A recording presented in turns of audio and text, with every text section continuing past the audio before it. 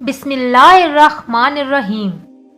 حضرت ذوالنون مصری رحمت اللہ علیہ دریا میں شکار کھیلتے تھے اور ان کے ساتھ ان کی ایک بچی تھی۔ چنانچہ انہوں نے دریا میں جال ڈالا، ایک مچھلی پھنسی۔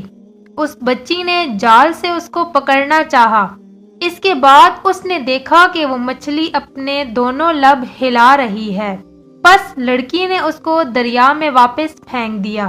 ذوالنون رحمت اللہ علیہ نے اس سے فرمایا کہ تو نے ہماری کمائی کیوں ضائع کر دی؟ لڑکی نے ان سے عرض کیا کہ میں اس مخلوق خداوندی کے کھانے پر راضی نہیں ہوں جو اللہ تعالیٰ کا ذکر کرتی ہے۔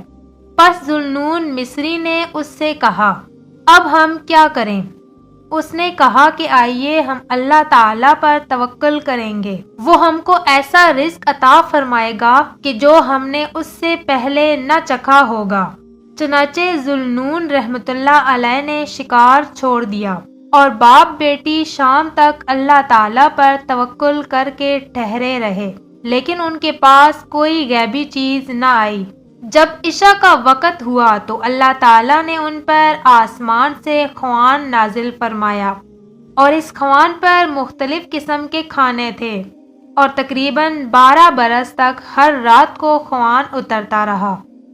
ذوالنون رحمت اللہ علیہ نے گمان کیا کہ اس نزول خوان کا سبب ان کی نماز و روزہ اور عبادات ہے۔ ایک دن وہ لڑکی مر گئی اور اس کے بعد نزول خوان بند ہو گیا۔